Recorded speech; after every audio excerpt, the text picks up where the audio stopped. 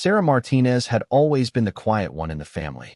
While her brothers played football and dominated dinner conversations with their latest achievements, she kept her head down, focused on her studies, and dreamed of something bigger than their small Texas town could offer. Her parents, Maria and Roberto Martinez, owned a successful construction company that had been passed down through 3 generations. Everyone assumed it would go to one of the boys when Roberto retired. The family business employed over 50 people and had contracts throughout the state. Roberto had built it from the small carpentry shop his father started, expanding into commercial construction and real estate development. The Martinez name meant something in their community. Their company had built half the schools, churches, and shopping centers in a 3-county area. Sarah had spent summers working alongside the crews since she was 14. While her brothers complained about the heat and found excuses to avoid the construction sites, Sarah learned to read blueprints, operate heavy machinery, and understand every aspect of the business from foundation to finish work. The workers respected her because she wasn't afraid to get her hands dirty. She could frame a wall, install electrical systems, and manage a project timeline better than men twice her age. During her senior year of high school, Sarah made an announcement that shocked everyone at the dinner table. Instead of studying business or engineering like her parents expected, she wanted to join the military. More specifically, she wanted to become a Navy SEAL. The silence that followed was deafening. Roberto dropped his fork and stared at his daughter as if she had lost her mind. Maria crossed herself and whispered a prayer in Spanish. Her oldest brother, Miguel, laughed so hard he nearly choked on his food. Her younger brother, Carlos, just shook his head in disbelief. "Seals are men, Mija," Roberto said firmly. "Women cannot be SEALs. It's impossible." Sarah had done her research. She knew that in 2016, the military had opened all combat roles to women, including the elite Special Operations Forces. She had been training for months, running before dawn, doing endless push-ups and pull-ups, swimming laps at the community pool until the lifeguards went home. Her determination was absolute. "The rules changed, Papa," she explained calmly. "Women can try out now. I've been preparing for over a year." The argument that followed lasted until midnight. Roberto accused her of throwing away her future and embarrassing the family. Maria worried that her daughter would be killed or hurt in ways she couldn't imagine. Miguel and Carlos took turns explaining why she would never make it through training, listing every reason why women weren't built for that kind of warfare. But Sarah had inherited her father's stubbornness. The more they argued against her dream, the more determined she became. She had already spoken to a Navy recruiter and scored exceptionally high on the aptitude tests. Her physical fitness scores were in the top percentile. The recruiter had been impressed by her background in construction and her leadership qualities. 3 weeks later, Sarah graduated as valedictorian of her high school class. That evening, while the family celebrated at their favorite restaurant, she announced that she had enlisted in the Navy and would leave for boot camp in 2 months. The celebration ended immediately. Roberto stood up from the table, his face red with anger and embarrassment. "If you do this thing, you are no longer my daughter. You will not disgrace our family name by pretending to be something you can never be." Maria tried to calm her husband, but he was beyond reasoning.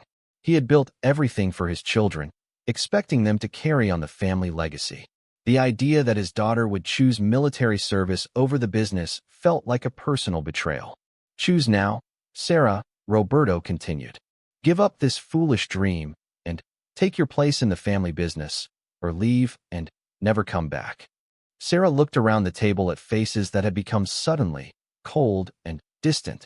Her brothers avoided her eyes. Her mother was crying silently. The people she loved most in the world were asking her to choose between her dreams and her family. "I'm sorry, Papa," she said quietly, standing up from the table. "But I won't give up my dreams for anyone." That night, Sarah packed her belongings while the house remained eerily quiet. No one came to her room to say goodbye.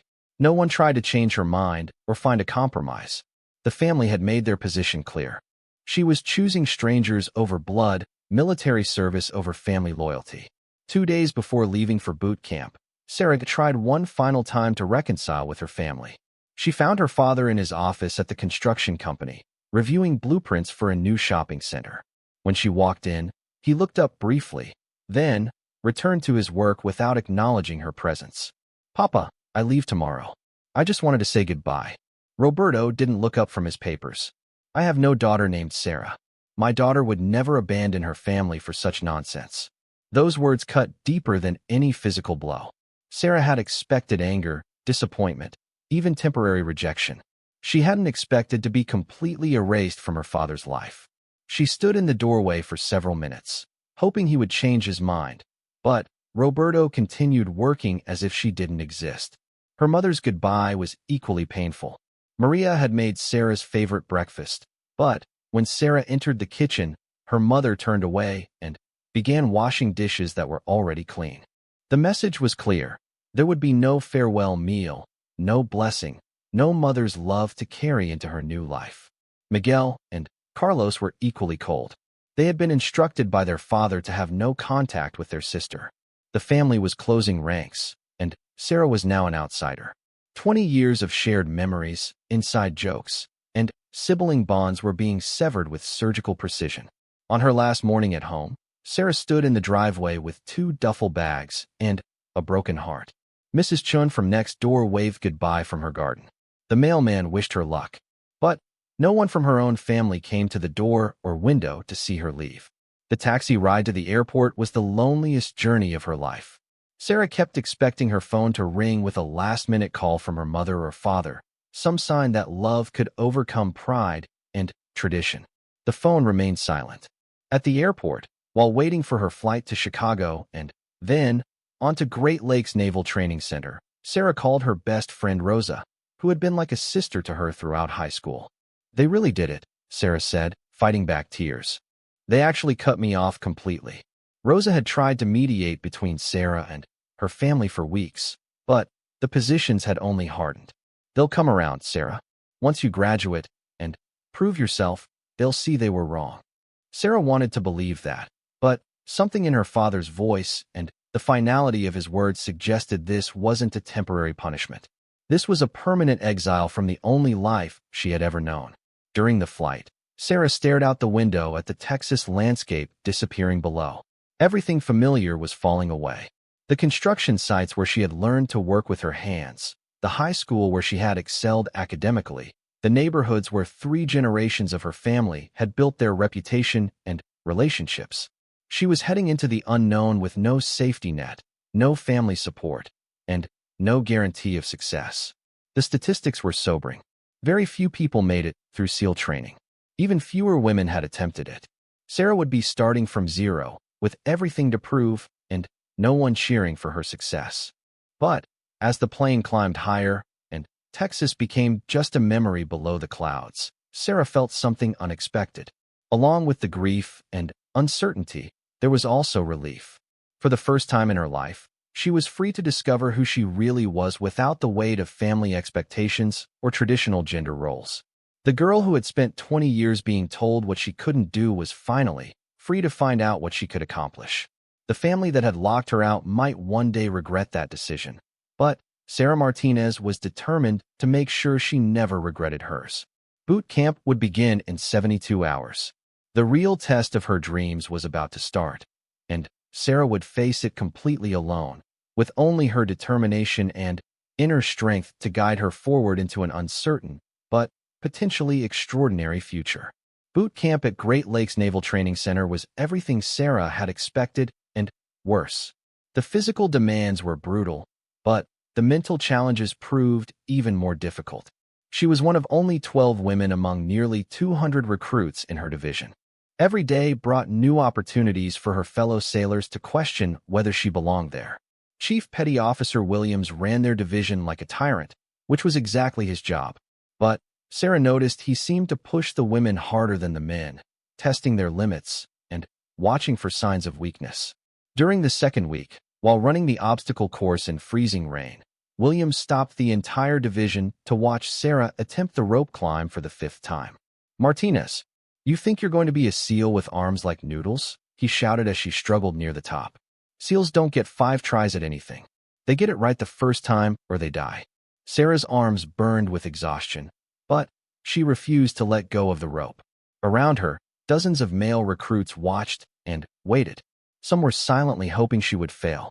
Others seemed genuinely curious about whether she had what it took. Sarah pulled herself over the top of the obstacle and rappelled down the other side, her hands bleeding from rope burns. The physical training was only part of the challenge. In the evenings, while other recruits wrote letters home or called their families, Sarah sat alone studying naval history, weapons systems, and tactical manuals.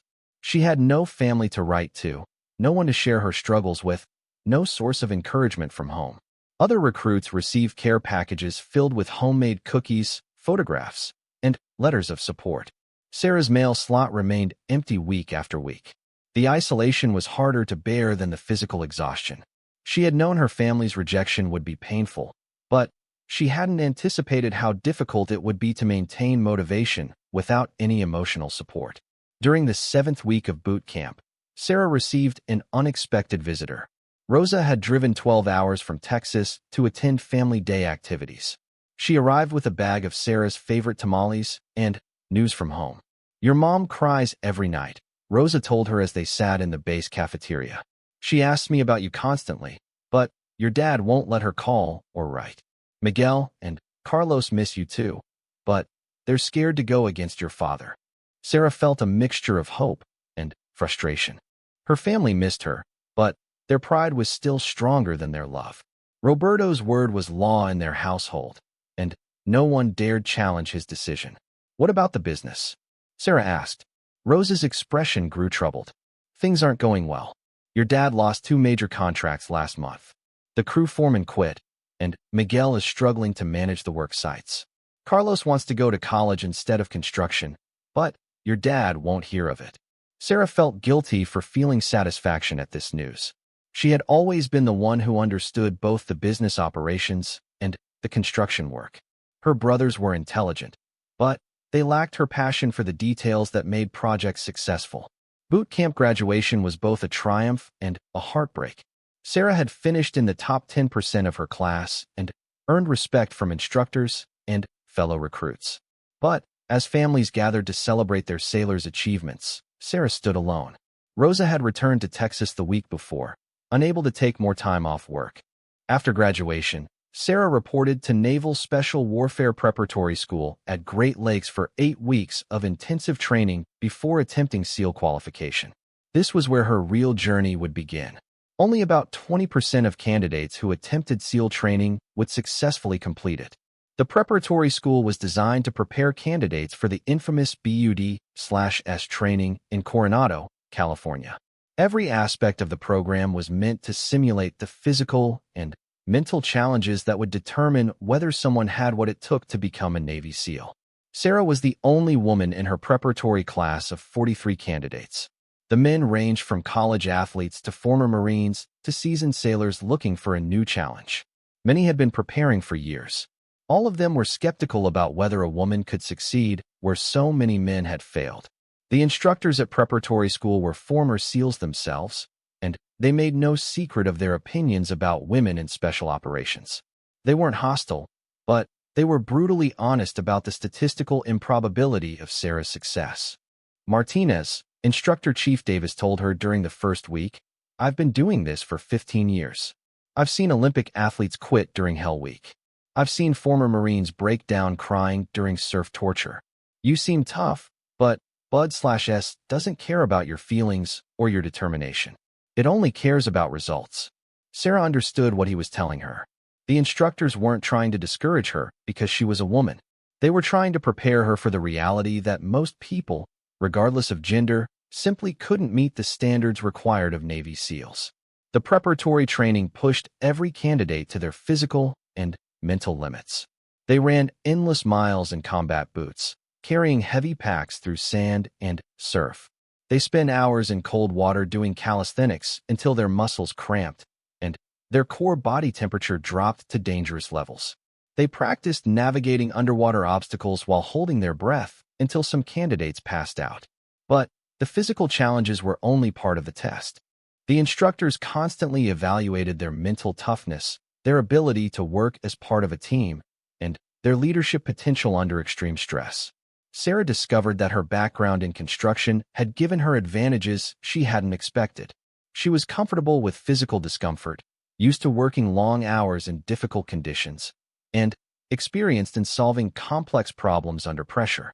More importantly, her family's rejection had taught her to depend entirely on her own inner strength. While other candidates struggled with homesickness or worried about disappointing their families, Sarah had already faced the worst possible outcome. She had nothing left to lose and everything to prove. During the 6th week of preparatory training, candidates were required to complete a simulated Hell Week designed to preview the infamous first phase of BUD/S training. They would spend 5 days with minimal sleep, maximum physical stress, and constant mental pressure. Sarah's class started with 43 candidates. By the end of the first day, 6 had quit. By the third day, only 28 remained.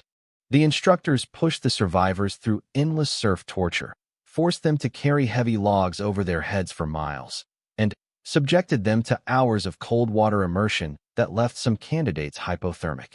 On the 4th night, with only 18 candidates still in the program, Sarah found herself leading a team of exhausted men through a navigation exercise in complete darkness. They were lost, cold, and running out of time to complete their objective. Several team members wanted to quit.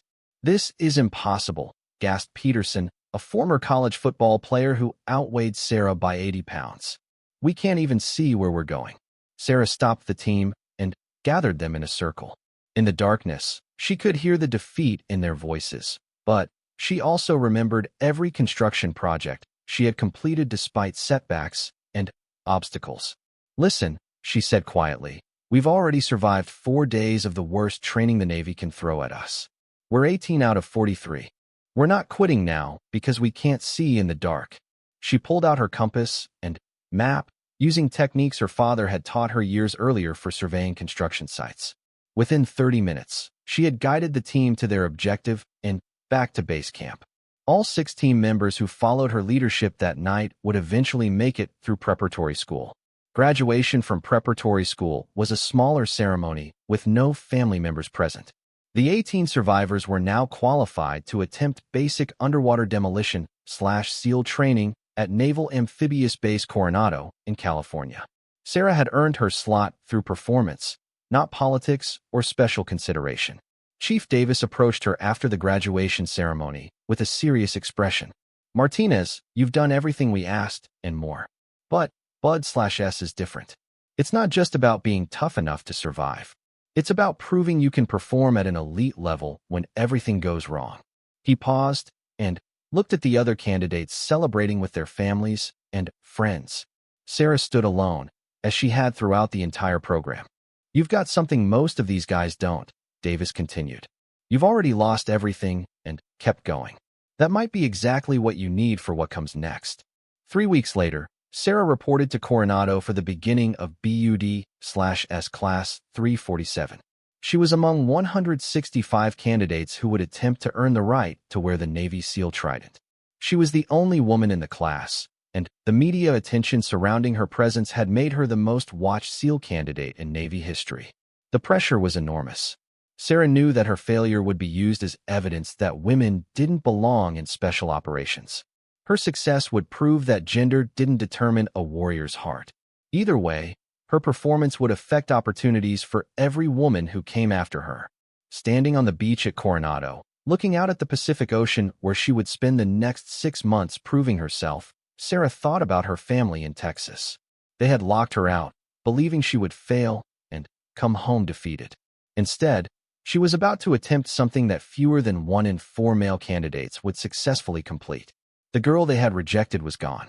The woman standing on that beach was someone entirely new, forged by isolation, strengthened by determination, and ready to show the world exactly what Sarah Martinez could accomplish when no one believed in her except herself.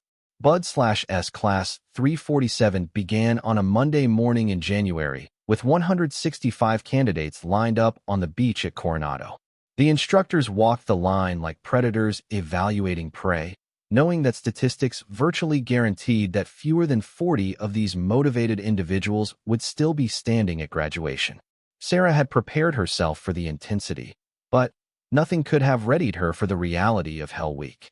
For 5.5 days, the candidates endured constant physical and mental torture designed to break anyone who wasn't absolutely committed to becoming a SEAL. They were allowed a total of 4 hours of sleep during the entire week while running hundreds of miles, completing endless calisthenics, and spending hours immersed in frigid Pacific Ocean water. By Wednesday of Hell Week, the class had shrunk from 165 to 78 candidates. The instructors had set up the infamous bell that candidates could ring 3 times to voluntarily withdraw from training. Throughout each day and night, the sound of that bell echoed across the base as exhausted, hypothermic, and defeated candidates chose to end their suffering. Sarah's body was breaking down along with everyone else's. Her hands were raw and bleeding from rope work and carrying boats. Her legs were so swollen from running on sand that she could barely fit into her boots. She had developed stress fractures in both feet and was running on willpower alone. On Thursday night, during a particularly brutal surf torture session, Sarah found herself next to Jenkins, a former Army Ranger who had seemed invincible during the first weeks of training. They were lying in the surf, waves crashing over their heads, while instructors screamed orders and challenges. "I can't do this anymore," Jenkins whispered to Sarah between waves. "I'm going to ring the bell."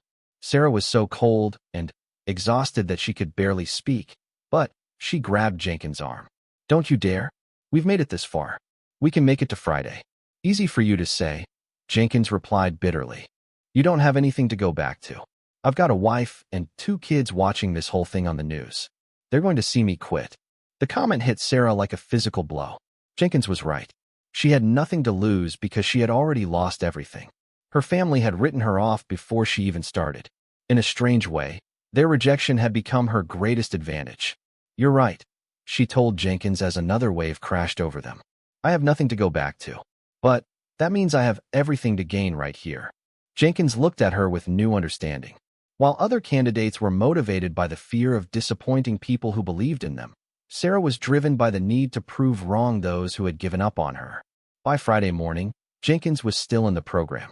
He would eventually graduate and become Sarah's teammate for the next 7 years. Hell Week ended with 31 survivors from the original 165 candidates. Sarah was among them, but barely. She had lost 18 pounds, developed pneumonia, and suffered stress fractures in both feet. The medical staff wanted to drop her from training for recovery, but Sarah refused to quit when she was so close to completing the first phase. "Ma'am, you need at least 2 weeks of rest and medical treatment," the Navy doctor told her. "These injuries won't heal properly if you continue training." Sarah had come too far to stop now. "Doc, can you tape me up enough to keep going? I'll deal with the consequences later." Against his better judgment, the doctor agreed to provide temporary treatment that would allow Sarah to continue. She spent the next 3 weeks of first phase training on heavy painkillers, with her feet taped and reinforced to prevent further fractures. The remaining phases of BUD/S training tested different skills. Second phase focused on underwater operations, diving, and explosive ordnance. Sarah's background in construction helped her understand the technical aspects of demolitions work. Her comfort with tools and machinery gave her advantages in handling underwater welding equipment and complex diving apparatus. Third phase covered land warfare, marksmanship, and small unit tactics. This was where Sarah's natural leadership abilities began to shine. During simulated combat exercises, her teammates started looking to her for guidance and decision-making. She had a talent for reading terrain, planning approaches, and coordinating team movements that impressed even the most skeptical instructors. The media attention surrounding Sarah's progress through BUD/S had grown intense. News crews followed her movements, military analysts debated her chances of success, and political figures used her story to support various agendas. Sarah tried to ignore the external pressure and focus on meeting the standards required of every SEAL candidate. During the 20th week of training, Sarah received unexpected visitors. Her mother and Rosa had driven to California and requested permission to see her during a weekend break.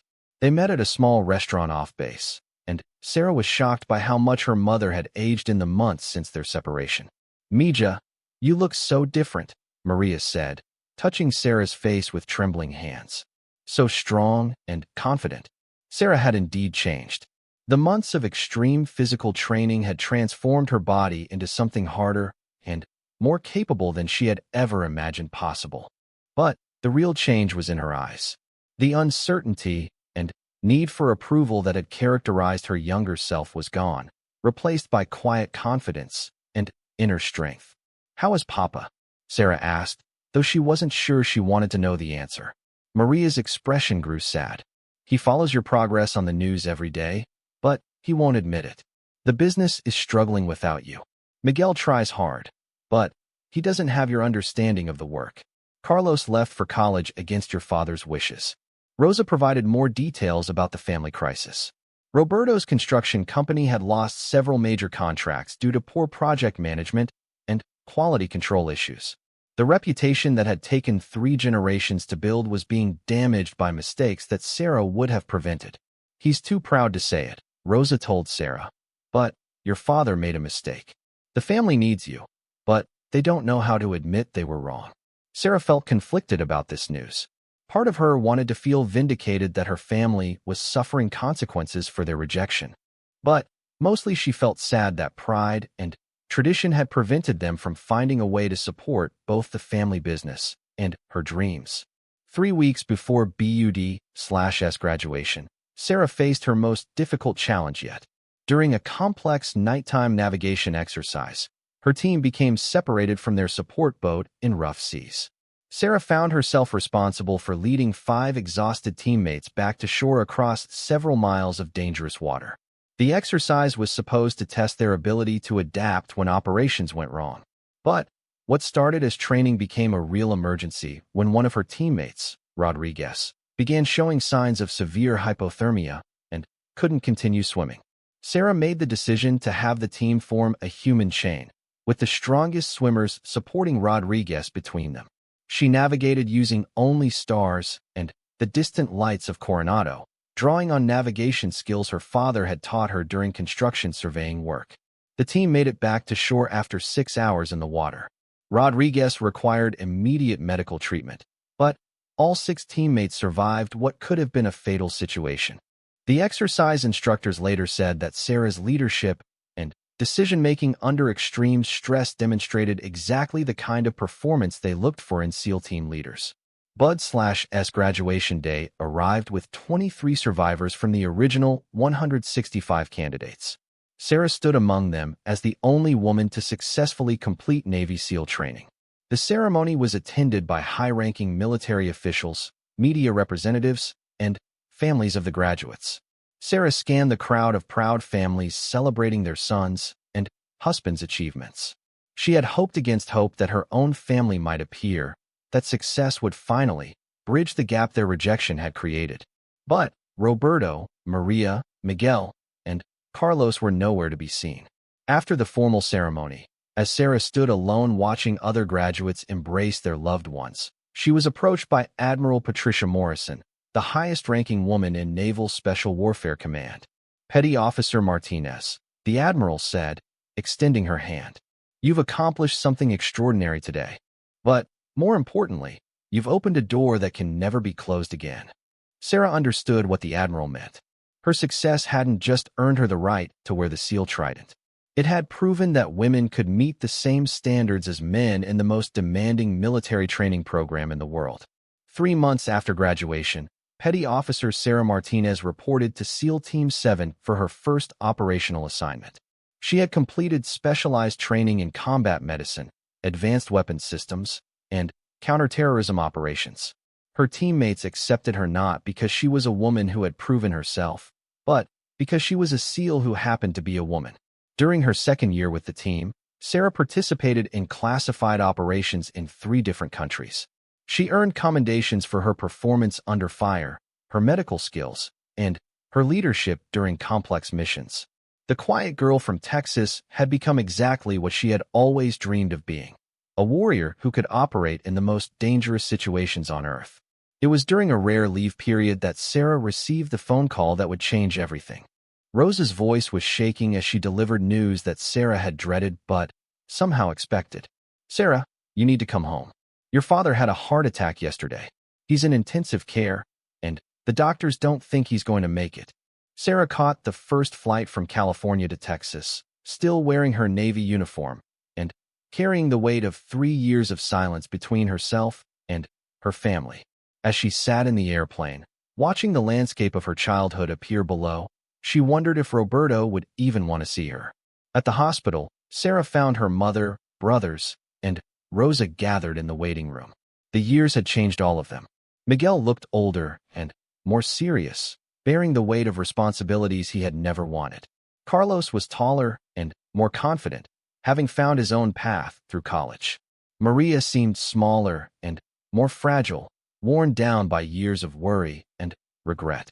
When they saw Sarah approaching in her uniform, with the sealed trident prominently displayed on her chest, the family fell silent. She was no longer the uncertain young woman who had left Texas. She carried herself with the confidence and bearing of someone who had faced the worst the world could offer and emerged victorious. "Mama," Sarah said simply, opening her arms. Maria collapsed into her daughter's embrace, sobbing with relief and regret. "Mija, I'm so sorry. We were so wrong. We were so stupid and proud." Miguel and Carlos joined the embrace, their own apologies mixing with tears of reunion. They had watched their sister's achievements from a distance, following news reports of her training and operations, feeling pride mixed with shame at their family's treatment of her. "Where's Papa?" Sarah asked. "Room 314, Miguel replied. "But, Sarah, he's been unconscious since yesterday. The doctors say he might not wake up." Sarah walked alone down the hospital corridor toward her father's room. She wasn't sure what she would say or feel when she saw the man who had rejected her so completely. 3 years of success and achievement hadn't erased the pain of his words on that last day in his office. Roberto Martinez lay connected to machines that monitored his failing heart.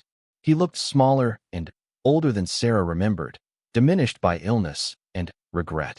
She stood beside his bed for several minutes, watching the man who had taught her to work with her hands, to solve problems, to never give up when something mattered. "Papa," she said quietly, taking his hand. "I came back." Roberto's eyes opened slowly, focusing with difficulty on his daughter's face. He stared at her uniform, at the sealed trident, at the confident woman his little girl had become. Tears began rolling down his cheeks. "Sarah," he whispered, his voice barely audible. "I was wrong. So wrong. I know, Papa. It's okay now." "No," he insisted with surprising strength. "I threw away my daughter because I was afraid. Afraid she was stronger than I ever was. Afraid she would succeed where I always played it safe." Sarah squeezed his hand. "Papa, you taught me everything that made this possible. The work ethic, the problem-solving, the determination. I learned it all from you." Roberto's next words changed everything. "The business needs you, Mija. Your brothers are good men, but they're not you. Come home. Help us rebuild what I almost destroyed with my pride." Sarah had dreamed of this moment, but now that it was here, she felt conflicted. She had found her place in the world as a Navy SEAL.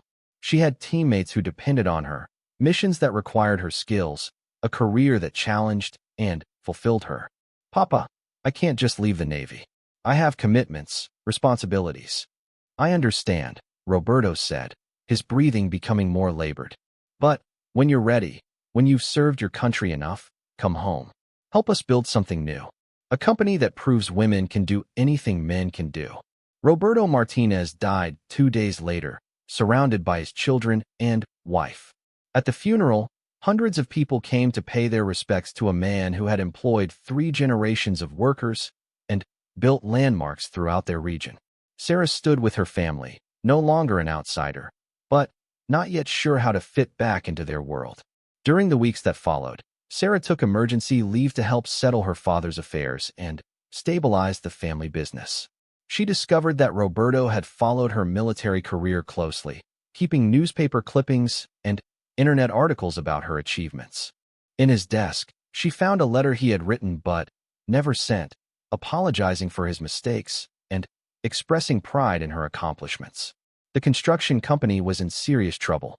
Poor management had led to cost overruns, safety violations, and a damaged reputation. Several longtime employees had quit, and the remaining workers were demoralized by uncertainty about their future. Sarah spent 2 weeks analyzing the company's problems and developing solutions. She created new project management systems, implemented safety protocols, and redesigned workflows to improve efficiency. Her military training in logistics and leadership proved invaluable in organizational problem-solving. On her last day of leave, Sarah called a meeting with all company employees. Miguel and Carlos flanked her as she addressed the workers who had known her since childhood, but were seeing her clearly for the first time as an adult leader. "I know many of you are worried about the future," Sarah began. "You've worked for this company for years, and you deserve better than uncertainty and poor management."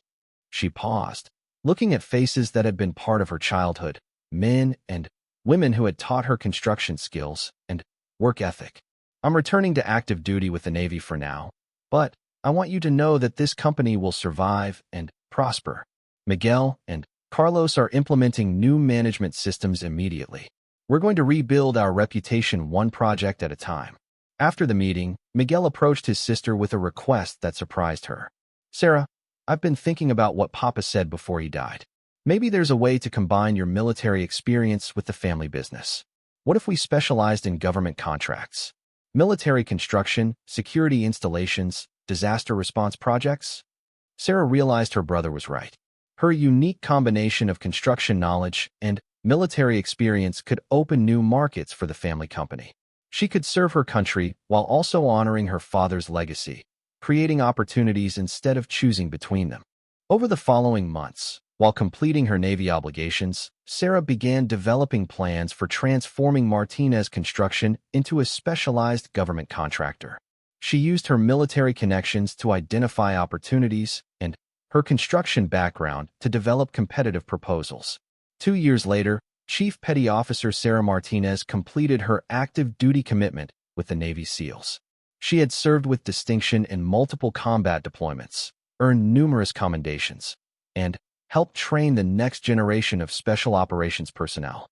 On her final day in uniform, Sarah's SEAL teammates held a ceremony acknowledging her contributions to their community. Admiral Morrison presented her with a special commendation recognizing her role in opening opportunities for future women in special operations. Petty Officer Martinez, the Admiral, said, "You didn't just prove that women could become SEALs. You proved that excellence has no gender. Your legacy will inspire generations of warriors who follow in your footsteps." Sarah returned to Texas as both a decorated Navy veteran and the co-owner of a thriving construction company. Martinez Construction had won several major government contracts, including security installations at military bases and disaster response projects with FEMA. The family that had once locked her out now depended on her leadership and expertise. Sarah had returned not as the defeated daughter they expected, but as a proven leader who could take their business to heights Roberto had never imagined. On the 1-year anniversary of her father's death, Sarah stood in the office where Roberto had once told her she was no longer his daughter. The walls were now covered with certificates recognizing Martinez Construction's government contracts, safety awards, and community service projects. Miguel entered the office carrying blueprints for their latest project, a new training facility for female military personnel. Sarah smiled at the irony. Her father had tried to prevent her from breaking gender barriers. Now their company was building facilities specifically designed to help other women follow the path she had pioneered. "Papa would be proud," Miguel said, spreading the blueprints on the desk where Roberto had spent his final years. "Yes," Sarah agreed, touching the seal, trident she still wore on a chain around her neck. "He would be proud of all of us." The girl they had locked out had come back as the leader they never knew they needed. Sarah Martinez had proven that sometimes the greatest victories come not from changing other people's minds, but from refusing to let other people's limitations define your potential.